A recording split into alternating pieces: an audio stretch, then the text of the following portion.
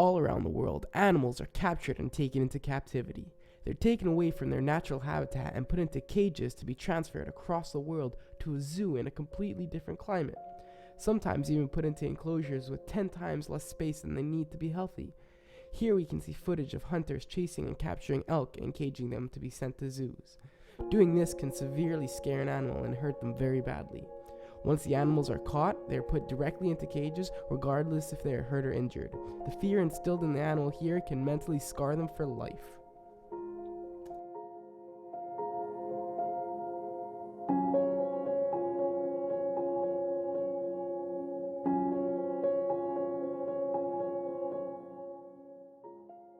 As of January 2017, there are 61 orcas held in captivity. These whales are not only held in famous parks like SeaWorld or Marineland, but also in different theme parks around the world.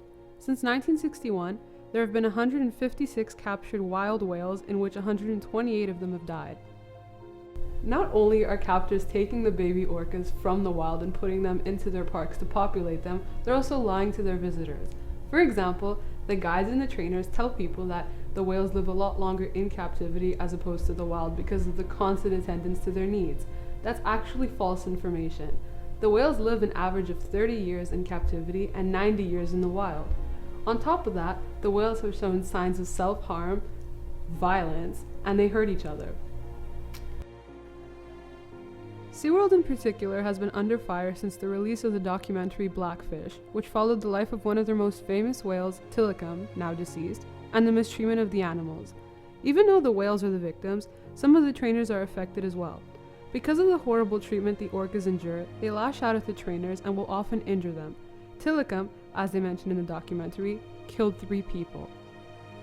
Well, I'm using the example of killer whales since they have been very controversial in captivity because of their size.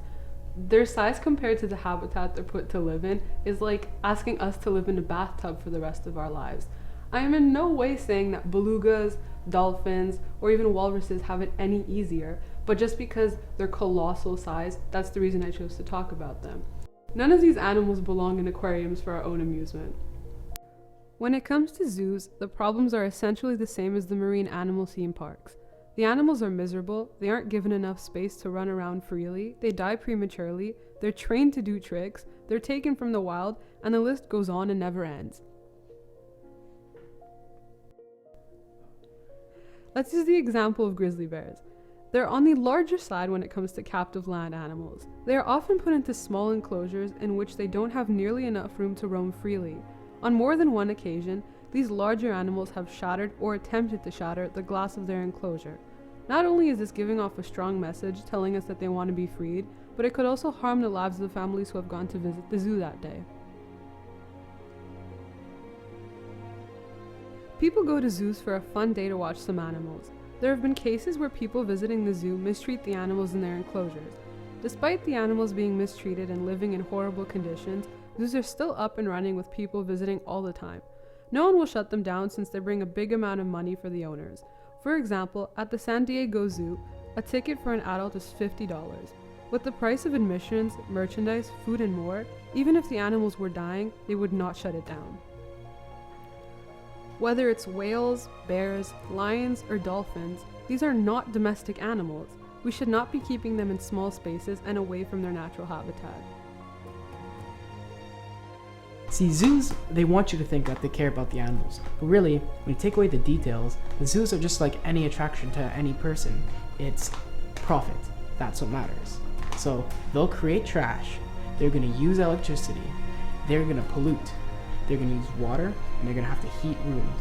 So when you take away the details, they're the same as any other organization.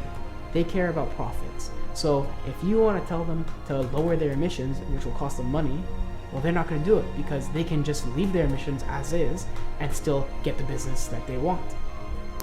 Many times, animals will die because of the air pollution in the zoo contaminates the air they breathe and creates problems for the animals such as chronic lung disease, large amounts of carbon found in lung tissue, and multiple other diseases. In these situations, the problem isn't that the animal is in captivity, but that their cage doesn't even have the proper air for them to breathe. Zoos are terrible for animals, however there is a solution. Safaris are zoos of the future. It may sound counterintuitive that the solution to helping animals is to enter their natural habitat, but it is a much better alternative than taking animals directly out of their habitat. Safaris take people up close to animals but are very careful not to disturb them. They approach the animals at a distance, they turn off their engines when they are close, and this can also help monitor animals to make sure they are healthy and safe from poachers. There are many ways you can help, like donating to charities that help animals here, here, here, here, and here.